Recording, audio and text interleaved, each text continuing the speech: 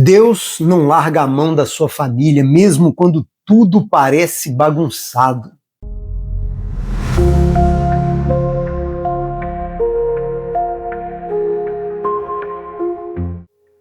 Olá, seja muito bem-vindo. Estamos aqui hoje no capítulo 1, Mateus, no versículo 9, dando aí mais um passo nessa lista de nomes que muita gente pula sem prestar atenção nos detalhes. Mas olha só o que a palavra de Deus registra.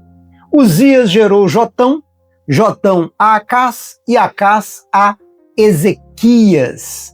Sabe o que nos chama a atenção aqui? Mais uma vez, Deus está mostrando que a chegada de Jesus não veio através de uma família de santos impecáveis. Eles, ao contrário, mais uma vez Deus nos mostra que Jesus veio de famílias reais, de famílias reais no sentido de verdadeira, onde existiam reis que tinham vitórias, que tinham derrotas, tudo que tem no meio entre derrotas e vitórias. Vamos falar deles agora de forma simples e honesta para que a gente possa entender melhor esta passagem. Jotão, ele assumiu o trono depois do pai, né? E ele fez o que era certo aos olhos do Senhor. Ele construiu, ele fortaleceu o reino, ele não se desviou. Ele foi um rei sólido, né?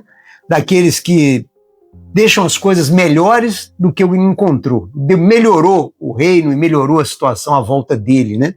Depois dele vem o Acás. Acás era filho dele. Esse cara, ele virou a página de um jeito triste. Ele abandonou Deus completamente. Ele começou a adorar ídolos. Ele chegou até a sacrificar o próprio filho. Quando o inimigo dele cercou a cidade, em vez dele clamar ao Senhor, ele correu atrás da ajuda humana, ele pediu ajuda de reis e ele pagou caro por isso. Um dos capítulos mais escuros da história de Judá, nós poderíamos assim considerar. E aí surge Ezequias. Ezequias é neto de Uzias, filho de Acás. Esse jovem, ele tomou uma decisão radical, né? Vamos voltar para Deus.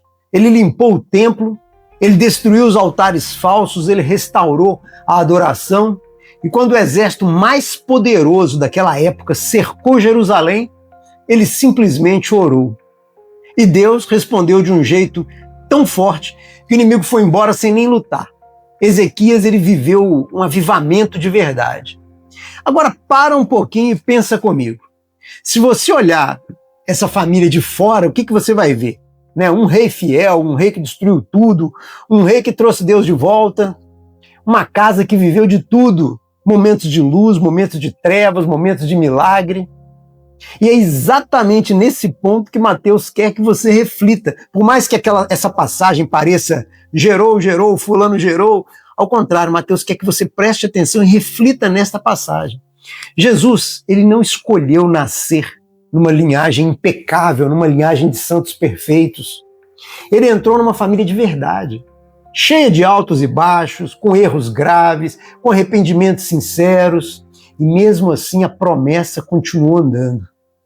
A linha, ela não se quebrou. O plano de Deus, ele seguiu firme. E por quê?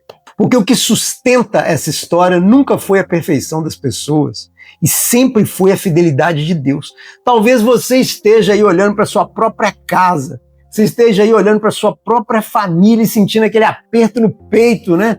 E pensando, Senhor, tem tanta coisa errada aqui, tanta gente que se afastou, brigas antigas, fases que ninguém queria saber de Deus. Você pode até estar numa delas hoje. Ou quem sabe você consiga olhar para você mesmo e pensa assim, eu vivi dias bons, eu vivi dias ruins, eu já errei feio. Será que ainda tem lugar para mim nessa história? Todos nós temos esses momentos, dias melhores, dias piores. Escuta o que eu vou te dizer com todo carinho. A genealogia de Jesus, ela é a maior prova de que Deus, ele não desiste da sua família. Ele não está procurando um currículo perfeito, ele não está procurando pessoas perfeitas, ele está procurando corações que simplesmente digam, sim, eu quero fazer parte da linhagem. Sim, eu quero fazer parte dessa história. E você já está nela.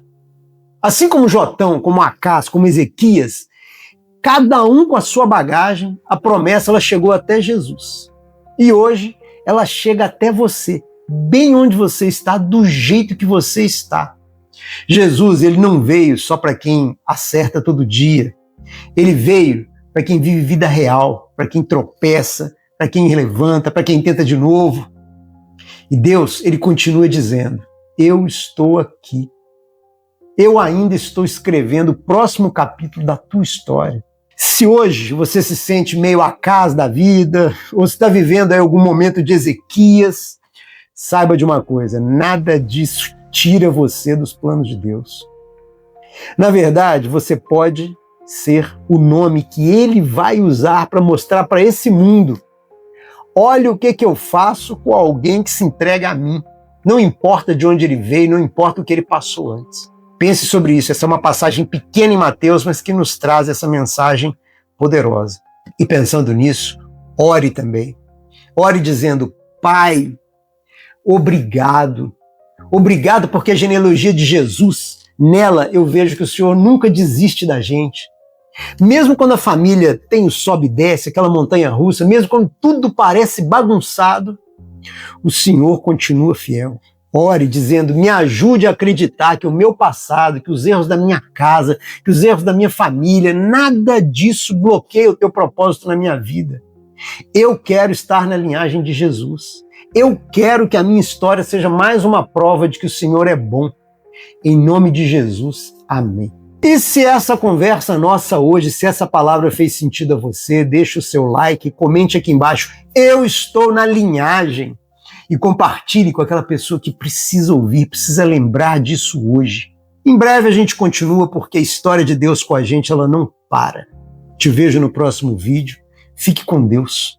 E saiba que você é sempre muito bem-vindo aqui. E que enquanto eu estiver respirando, eu estarei aqui falando de Deus. E enquanto você estiver respirando, é porque Deus tem um propósito na tua vida. Siga em fé e leia a Bíblia.